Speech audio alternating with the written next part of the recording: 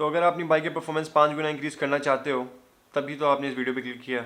तो इस वीडियो में अपनी रिसर्च और इन्फॉर्मेशन के बारे में बताऊंगा कि अपनी बाइक की परफॉर्मेंस आप 5 स्टेप्स की मदद से 5 गुना इंक्रीज़ कैसे कर सकते हो। तो शुरू करते हैं और सबसे पहले आपको बताता हूँ ये किन बाइक्स के लिए है। तो स्पेशली उन बाइक्स के लिए जो कार्बोरेटेड फ्यूल्ड है, जैसे कि होंडा CG125, YBR125 या सुजुकी GS150, इस तरह की रावी पियागो और इस तरह की बाइक जिसके अंदर आपका इंजन जो होता है कार्बोरेटेड होता है। और EFI वाले इलेक्ट्रॉनिक फ्यूल इंजेक्टेड वाले सिस्टम्स भी इसमें इंक्लूडेड हो सकते हैं अगर आप थोड़ी बहुत इसमें कुछ पॉइंट्स अप्लाई करो तो पॉइंट नंबर 1 की तरफ चलते हैं जिसके अंदर हम गेज पॉकेट्स के बारे में बात करेंगे। तो अगर आपकी फ़िज़िक्स से थोड़ी बहुत दोस्ती है तो आपके लिए आसानी हो जाएगी। अगर दोस्ती नहीं भी है, सही है, कदा ताल्लुकी कर दिया आपने फिज़िक्स से तो मसला नहीं, आपको भाई एक्सप्लेन कर देगा।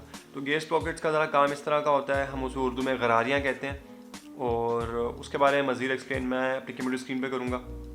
तो गेज पॉकेट्स की बात करें तो गेज पॉकेट सबसे आसान और सबसे सस्ता तरीका है जिससे अपनी बाइक की टॉप स्पीड या फिर आपकी एक्सेलरेशन बाइक की इंप्रूव कर सकते हो। ठीक है, तो हम गेज पॉकेट्स की बात करें तो उसमें 3 चीज़ें आती हैं। हमारा फ्रंट गेज पॉकेट जो कि छोटे साइज़ का होता है और आपके इंजन के साथ कनेक्टेड होता है, और रियर गेज पॉकेट बड़े साइज़ का होता है और वो आपके रियर ब्रेक हब के साथ कनेक्टेड होता है या रियर हब के साथ कनेक्टेड होता है, और बीच में आपके पास आ जाती है चेन जो कि दोनों को आपस में कनेक्ट कर देती है। चेन के बारे में मैं क्यों बात कर रहा हूँ तो उसके बारे में आपको आगे बताऊँगा मैं। तो हम यहाँ पे देख लें, छोटा सा डायग्राम है जिसमें आपको एक्सप्लेन करूँगा कि आप फ्रंट का एक दांत या फिर बैक के 3 दांत चेंज करो या कम करो ज़्यादा करो तो आपकी एक्सेलरेशन में क्या इफेक्ट आएगा। तो सबसे पहले तो अगर आप फ्रंट के गरारी के अंदर एक दांत कम कर दो या फिर आप अपनी बैक की गरारी रियर गेज पॉकेट के अंदर 3 दांत ज़्यादा कर दो तो आपकी जो टॉप स्पीड है वो डिक्रीज़ हो जाएगी और आपकी एक्सेलरेशन ज़्यादा हो जाएगी। मैं आपके लिए लिख रहा हूँ ताकि आप एक दफ़ा पॉज करके देख लो और आपको आइडिया समझ आ जाएगा सही से। तो आपने क्या करना है, अपनी फ्रंट गेज पॉकेट के अंदर एक दांत कम कर देना है या फिर अपनी रियर गेज पॉकेट में 3 दांत ज़्यादा कर देना है। उससे आपकी टॉप स्पीड कम हो जाएगी लेकिन आपकी एक्सेलरेशन काफ़ी ज़्यादा हो जाएगी। उसके बाद अगर हम लोग अपने फ्रंट गेज पॉकेट के अंदर फ्रंट गरारी के अंदर एक दांत ज़्यादा कर दें और अपनी रियर गेज पॉकेट के अंदर 3 दांत कम कर दें, इधर से हम 3 दांत कम कर देंगे तो हमारे पास भाई एक्सेलरेशन कम हो जाएगी और हमारी टॉप स्पीड ज़्यादा हो जाएगी। अब मुझे ऐसा लग रहा है कि भाई मैं मैथ का लेक्चर या फिजिक्स का लेक्चर दे रहा हूँ इधर बैठ के, कोई ज़्यादा बड़ी साइंस नहीं है। मैंने इसकी डिटेल्स में नहीं जा रहा कि आपका यहाँ पे फ़र्क इस तरह क्यों आता है, वो ज़्यादा एक्सप्लेन नहीं करने वाला, क्योंकि बहुत कन्फ्यूजिंग हो जाएगा। तो आप सोच रहे होगे कि हम इन दोनों में से क्या चीज़ चेंज करें, फ्रंट गेज पॉकेट चेंज करें या रियर गेज पॉकेट चेंज करें। तो बात कुछ ऐसी है कि हमारा रियर गेज पॉकेट हमें बहुत एक्यूरेट रिजल्ट देता है क्योंकि वो पूरे टायर की रेवोल्यूशन को अफेक्ट करता है। तो उसमें 3 दांत कम या ज़्यादा करने से हमारे पास टॉप स्पीड पे और एक्सेलरेशन पे बहुत एक्यूरेट रिजल्ट पड़ता है। ठीक है, आपको एक्यूरेसी और ये चीज़ बहुत ज़्यादा ना महसूस होगी बाइक के अंदर। और जब हम फ्रंट गेज पॉकेट के बारे में बात करें तो उसमें ना हमारे पास इंस्टेंट रिजल्ट आता है। सिर्फ एक दांत चेंज करने से हमारे पास ज़्यादा रिजल्ट आता है। हमें बैक पे 3 दांत नहीं चेंज करने पड़ते, हमें फ्रंट पे सिर्फ एक दांत चेंज करने से हमें काफ़ी बड़ा रिजल्ट आ जाता है। ऐसा सच कि हम बैक पे हम 1 या 2 या 3 दांत चेंज करेंगे तब जाके हमारे पास उसके बराबर का रिजल्ट आएगा। ठीक है, तो अब फ्रंट पे हम एक दांत कम या ज़्यादा करने से हमारे पास काफ़ी बड़ा चेंज आता है। और फ्रंट पॉकेट को चेंज करने का फ़ायदा ये होता है कि आपको चेन की लेंथ नहीं ख़राब करनी पड़ती, चेन की लेंथ ज़्यादा नहीं करनी पड़ती क्योंकि उसमें सिर्फ एक दांत चेंज होता है, उसका साइज़ सिर्फ एक दांत के बराबर का चेन बड़ा होगा।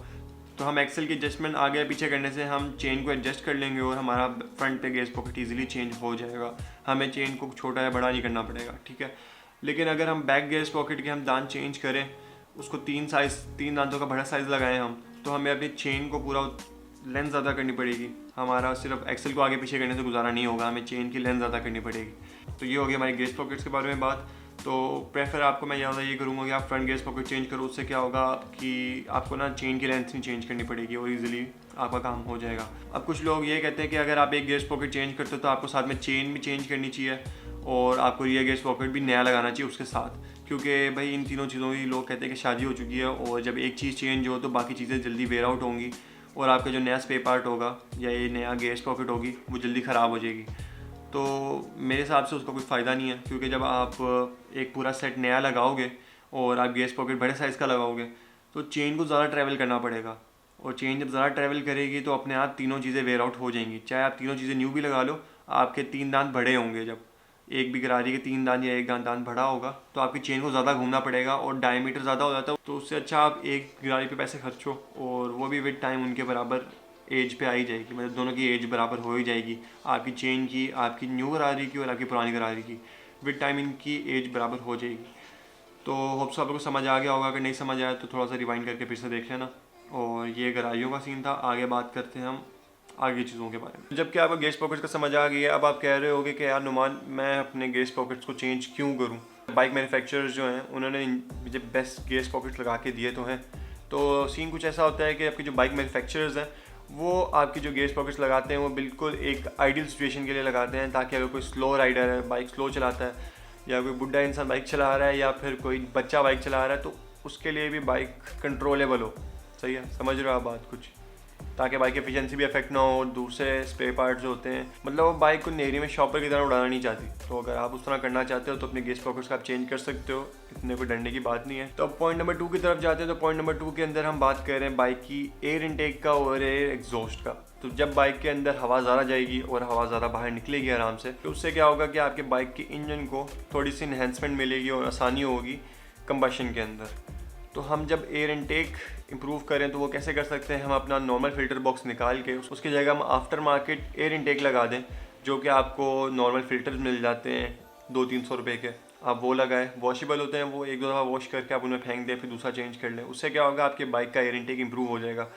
और दूसरा आपने क्या करना है, आपने बाइक का एयर एग्जॉस्ट चेंज करना है। उसको बाद मॉडिफाई करें या उसको चेंज करें, उससे क्या होगा, आपकी बाइक की एयर एग्जॉस्ट बेहतर हो जाएगी। जब आपकी बाइक के इंजन में हवा ज़्यादा जाएगी और हवा ज़्यादा बाहर रहेगी, उससे क्या होगा, आपकी बाइक की कंबशन बेहतर हो जाएगी। तो अगर इन दोनों में से कोई एक चीज़ करते हो, आप एयर इनटेक चेंज कर लेते हो, एग्जॉस्ट नहीं चेंज करते, या एग्जॉस्ट चेंज कर लेते हो, एयर इनटेक नहीं चेंज करते, उससे क्या होता है, प्रोपोर्शनैलिटी ख़राब हो जाएगी थोड़ी बहुत। ठीक है, बेहतर ये है दोनों चीज़ों पर काम करो, एयर इनटेक भी चेंज करो और अपना एयर एग्जॉस्ट भी चेंज करो। दोनों चेंज करोगे उससे ज़्यादा बेहतर परफॉर्मेंस मिलेगी। एक चेंज करोगे तो उससे बाइक का गला घुट जाएगा। वो इस तरह की आपकी सांस अंदर ज़्यादा जा रही है पर निकल कम रही है, तो समझ रहे हो ना, मसला हो जाएगा थोड़ा सा। तीसरे पॉइंट में हम बात करेंगे कि जब आप बाइक के अंदर एयर ज़्यादा फेंक रहे हो और एयर ज़्यादा निकाल रहे हो, तो एक चीज़ की कमी हो जाएगी कंबशन के अंदर, वो है आपका फ्यूल। तो फ्यूल ज़्यादा करने के लिए अपने बाइक की एयर और फ्यूल मिक्सचर को अपडेट कर सकते हो, वो तो कर लोगे। लेकिन कभी कभार क्या होता है, आपका जो कार्बोरेटर है वो साथ देना छोड़ जाता है, आपको इतना फ्यूल नहीं देता जितनी आपको ज़रूरत होती है। तो उसके लिए आप अपने कार्बोरेटर के जेट्स चेंज कर सकते हो। हर किस्म के कार्बोरेटर के लिए हर किस्म के जेट्स के साइज़ मिल जाते हैं ईजिली। और फिर भी अगर आपने अपना कार्बोरेटर चेंज करना है तो मार्केट में काफ़ी कार्बोरेटर्स बड़े साइज़ के अवेलेबल हैं, जैसे कि PZ30 125 पे लोग ने, और 125 YBRG में नज़र आता है, और 125 पे लोगों ने, काफ़ी लोगों ने लगाया भी हुआ, और सुजुकी GS 150 में भी लोग लगवाते हैं। तो इससे क्या होता है, आपकी बाइक के अंदर फ्यूल ज़्यादा आता है और आपकी कंबशन में ज़्यादा हेल्प करता है। ठीक है, और ये आपके हो गए 3 पॉइंट्स। आपकी एयर ज़्यादा अंदर जा रही है, आपकी एयर ज़्यादा बाहर जा रही है, और आपके तीसरे पॉइंट के अंदर आप फ्यूल भी ज़्यादा जा रहे हो। तो मेरे ख्याल से गालिबन हमारे उर्दू ज़्यादा आ रही है, तो हमारे 3 पॉइंट्स हो गए। इसके बाद हम बात करेंगे अपने चौथे पॉइंट की तरफ। तो हमारे फोर्थ पॉइंट के अंदर हम बात करते हैं अपने टायर्स के बारे में। आपको पता है जब भी अपने टायर्स को मॉडिफाई करते हो आपके बाइक के परफॉर्मेंस में फ़र्क आता है, स्पीड पे फ़र्क आता है और आपके इंजन पे जोर भी लगता है। जैसे कि मैंने अपने कैफ़े रेसर के अंदर भरे टायर लगवाए हैं। अगर आपको उसके बारे में मज़ीद जानना है तो आप जाके दूसरी वीडियोस देख सकते हो मेरी। तो मैंने भरे टायर लगवाए हैं, उससे क्या होता है, बाइक की परफॉर्मेंस और उसकी एक्सेलरेशन में बहुत फ़र्क पड़ता है। भरे टायर लगवाने से आपकी एक्सेलरेशन पे फ़र्क पड़ेगा, आपकी एक्सेलरेशन कम हो जाएगी, लेकिन आपकी टॉप स्पीड ज़्यादा हो जाएगी, क्योंकि आपकी बाइक का डायमीटर ज़्यादा होता है और डिस्टेंस ज़्यादा कवर होता है। और इसी तरह अगर आप बाइक पे छोटे टायर लगवा लोगे, ठीक है, छोटे टायर लगवाओ, उससे क्या होगा, आपकी बाइक की एक्सेलरेशन ज़्यादा हो जाएगी और आपकी टॉप स्पीड भी तकरीबन उतनी ही रहेगी जितनी आपकी स्टॉक रहती है। तो मतलब बाकी मॉडिफिकेशंस के साथ और टायर छोटे लगवाने के साथ, मतलब अच्छी क्वालिटी के टायर और छोटे टायर लगवाने से आपकी बाइक की परफॉर्मेंस बहुत इन्हांस हो सकती है। मतलब बाकी मॉडिफिकेशन से आपकी टॉप स्पीड ज़्यादा होगी और छोटे टायर लगवाने से आपकी एक्सेलरेशन ज़्यादा होगी। तो मतलब एक टोटल कॉम्बिनेशन के साथ आपकी एक्सेलरेशन और आपकी टॉप स्पीड बेहतर हो सकती है। मैं जानता हूँ सारा कुछ काफ़ी कंफ्यूजिंग हो रहा होगा, लेकिन अगर आप एक दफ़ा वीडियो को रिवाइंड करके देख लोगे तो आपको ज़रूर समझ आ जाएगी।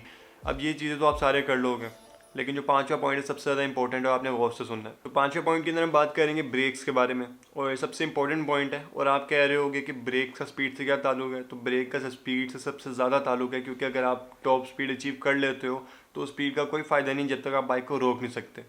तो ये करने के लिए आपको सबसे पहले अपनी फ्रंट ब्रेक की तरफ जाना है। अगर आपके फ्रंट ब्रेक पे डिस्क ब्रेक्स लगी हुई हैं पहले से तो बहुत ही अच्छी बात है।